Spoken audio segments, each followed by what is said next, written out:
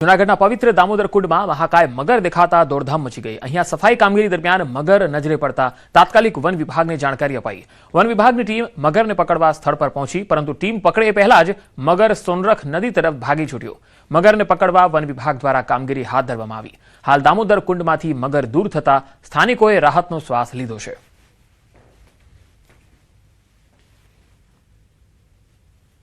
तीर्थक्षेत्र पर अवारनवार मगरनो उपद्रव रहतो होय जे अनुसंधाने आजे पण एक मगर आवी चढ़ेल એટલે સવારે અમારી સફાઈ વ્યવસ્થાના કર્મચારીઓ દ્વારા જાણ કરવામાં આવતા અમે ફોરેસ્ટ ડિપાર્ટમેન્ટ તેમજ કોર્પોરેશનને જાણ કરતા યુદ્ધના ધોરણે એ લોકો બધા હાજર થઈ ગયા અને આ મગરનું રેસ્ક્યુ કરવા માટે ટીમ અહીંયા આવી ગઈ છે અને મગરને વ્યવસ્થિત કોઈને નુકસાન ન પહોંચે એ રીતે રેસ્ક્યુ કરી અત્યારે એ રીતની વ્યવસ્થા ગોઠવેલ છે કે જેથી મગર કોઈને નુકસાન ન પહોંચાડી શકે।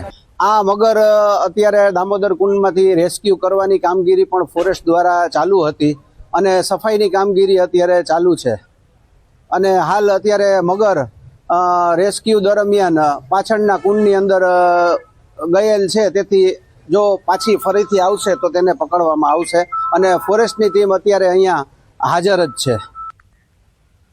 બોટાદના પૌરાણિક વૈજનાથ મહાદેવ મંદિરમાં આજે વર્ષો જૂની ધાર્મિક પરંપરા જળવાઈ। યજુર્વેદી બ્રાહ્મણો દ્વારા યજ્ઞોપવિત બદલવાનો ધાર્મિક કાર્યક્રમ યોજાયો। જનોઈ બદલવાનું શુભ મુહૂર્ત હોવાથી વહેલી સવારથી મોટી સંખ્યામાં બ્રાહ્મણો મંદિરે પહોંચ્યા। મંત્રોચ્ચાર અને ધાર્મિક વિધિ સાથે યજ્ઞોપવિત બદલી ભગવાન વૈજનાથ મહાદેવના દર્શન કર્યા। આવતીકાલે પૂનમ અને રક્ષાબંધનનો પવિત્ર તહેવાર હોવાથી મંદિર પરિસરમાં ભક્તિમય માહોલ જોવા મળ્યો। અમારા નિર્ણય સિંધુ પ્રમાણે આજે પૂર્ણિમા હોવાથી યજુર્વેદીય બ્રાહ્મણો તરીકે અમારે આજે યજ્ઞોપવિત બદલવાની છે, એટલે માટે વૈજનાથ મહાદેવમાં આજે અમે વિધિનું આયોજન કર્યું છે। અહીંયા બધા બ્રાહ્મણો દર વર્ષની જેમ આ વર્ષે પણ યજ્ઞોપવિત બદલવા માટે ભેગા થયા છે। ગુજરાત યુનિવર્સિટીના પૂર્વ કુલપતિ નિર્જા ગુપ્તા પર લાગેલા ભ્રષ્ટાચારના આરોપો મામલે તેમણે સોશિયલ મીડિયા પર વિડીયો શેર કરીને પહેલીવાર ખુલાસો કર્યો। તેમણે આરોપોને ભ્રામક નેરેટિવ ગણાવ્યું, વ્યક્તિગત સ્વાર્થ માટે બદનામ કરવાનો પ્રયાસ થતો હોવાનો આક્ષેપ કર્યો। નિર્જા ગુપ્તાના જણાવ્યા મુજબ 40 કરોડનો જૈન મેન્યુસ્ક્રિપ્ટ પ્રોજેક્ટ મંજૂર થયો હતો, પરંતુ કોઈ ટ્રાન્ઝેક્શન થયું નથી। ગયા વર્ષે મળેલી 16 કરોડ 50 લાખની ગ્રાન્ટમાંથી 1 કરોડ 90 લાખ ખર્ચ થયો, બાકીની રકમ યુનિવર્સિટીને પરત કરાઈ। તપાસ સમિતિની પારદર્શિતા અંગે પણ તેમણે સવાલ કર્યા।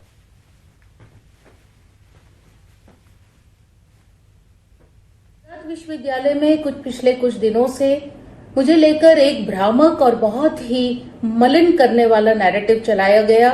40 करोड़ का प्रोजेक्ट सैंक्शन हुआ है, किंतु 40 करोड़ का कोई ट्रांजैक्शन कभी हुआ नहीं है। बाकी की पूरी रकम एक बैंक ड्राफ्ट बनाकर मैंने अपने त्यागपत्र के साथ, जिसकी रकम 14 करोड़ 59 लाख 19,772 रुपए बनते थे, जिसमें उस रकम का इंटरेस्ट भी शामिल है, आदरणीय कुल सचिव जी के ऑफिस के थ्रू गुजरात यूनिवर्सिटी में जमा करा दिया गया था। પાટણ નગરપાલિકા સામે જીપીસીબીની લાલાંખ 25 એમએલડીનો એસટીપી પ્લાન્ટ બંધ હાલતમાં। સુએજ ટ્રીટમેન્ટ પ્લાન્ટના નમૂના તપાસમાં ફેલ થયા છે। ગંદુ પાણી શુદ્ધ કર્યા વિના છોડાતો હોવાનો ઘટસ્ફોટ। સિંચાઈ કેનાલ અને વાસર તળાવમાં ગંદા પાણીનો નિકાલ। ફ્લો મીટર, પંપ અને એરેટર મશીન બંધ મળી આવ્યું। 5 વિસ્તારોનું ગંદુ પાણી એસટીપી સુધી પહોંચતું જ નથી। 2 નોટિસ બાદ પણ પાલિકાએ સુધારો ન કર્યો। જીપીસીબીનો વોટર એક્ટ હેઠળ સીધો આદેશ। પાલિકા પાસે 10 લાખની બેંક ગેરંટીની માંગ કરી છે।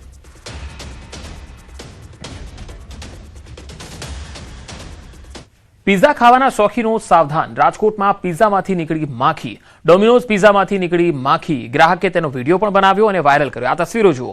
પીઝા બ્રાન્ચની આ ઘટના છે, જ્યાં ગ્રાહકના આરોગ્ય સાથે ચેડાનો આક્ષેપ થયો છે। સેટેલાઇટ ચોકની આ પીઝા બ્રાન્ચ છે, જેમાં ગ્રાહકે જ્યારે પીઝા ઓર્ડર કર્યો ત્યારે આ પીઝામાંથી માખી નીકળી। રાજકોટનો આ બનાવ છે। હાલ તો આ મામલે શું કાર્યવાહી થાય છે તે જોવું રહ્યું।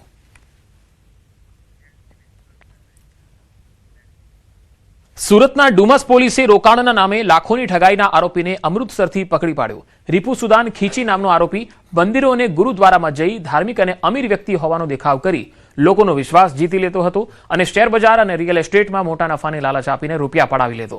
ફરિયાદી પાસેથી 28,13,000 મેળવ્યા બાદ વધુ રૂપિયા માંગવા અને ધમકી આપવાનો આરોપ છે। ટેકનિકલ એનાલિસિસના આધારે પોલીસે તેને અમૃતસરની એક હોટલમાંથી ઝડપી લીધો. અન્ય ભોગ બનનારાઓને આ અંગે તપાસ હાથ ધરી છે.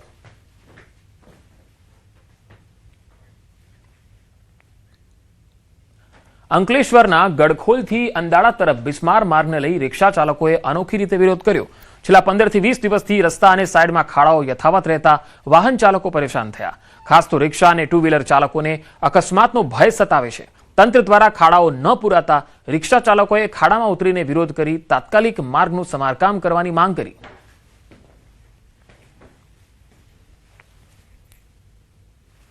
વહેલી તકે અમારી એક જ માંગ છે કે આરસીસી રોડ બનાવી આપો કે પછી બ્લોક બનાવી આપો. રિક્ષા ચાલકોમાં તકલીફ એટલી છે કે આજે અમારે રિક્ષા ચલાવવાનું મન બી નહીં ને એટલા ટાયરો અને ગાડીનું બી એટલું નુકસાન થાય છે અને કમરોનો બી એટલો પ્રોબ્લેમ આવે છે કે આજે અમારે રિક્ષાનો ખર્ચો કરીએ કે હોસ્પિટલનો ખર્ચો કરીએ. આજે 32 વર્ષથી હા કોઈ પહેલી વાર આવો રોડ જોયો મેં. આજે વર્ષો થઈ ગયા, એનો કોઈ નિરાકરણ જ નથી આવતો. પણ એનું કોઈ એ જ નથી, કોઈ જોવા નથી આવતું કે કોઈ કહેવા નથી આવતું. હવે એનું કરવું. નર્મદામાં ખેડૂતોની ધરણા પ્રદર્શન. જંગલ જમીન વિવાદ વચ્ચે કોંગ્રેસ પ્રદેશ મહામંત્રી સંદીપ માંગરોલાએ ધરણા સ્થળે ખેડૂતોની મુલાકાત કરી અને ખેડૂતોને સમર્થન આપતા તેમણે કહ્યું કે આજથી ખેડૂતો પોતાની જમીન પર ખેડાણ કરશે. તેમને રોકવામાં આવશે તો પહેલા અમને ગોળી મારો, પછી ખેડૂતોને રોકજો. ખેડૂતો સામે કાર્યવાહી થશે તો અમારી સામે પણ કાર્યવાહીની માંગ તેમણે કરી છે.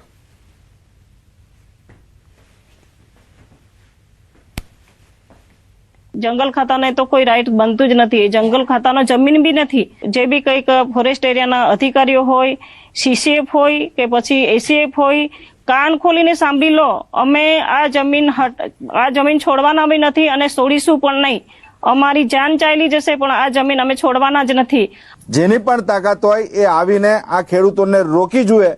જો રોકશે તો એની સામે કાયદેસરની કાર્યવાહી થશે. અને અહીંયા બેઠેલા આ સમાજના અસરગ્રસ્ત ખેડૂતો માત્ર એકલા નથી, અમે બધા એમની સાથે છે અને એમને ધરપકડ કરશે, એમની સામે ગુનો દાખલ થશે. એની પહેલા તમારે અમારી છાતી ઉપરથી તમારી ગોળી મારવી પડશે.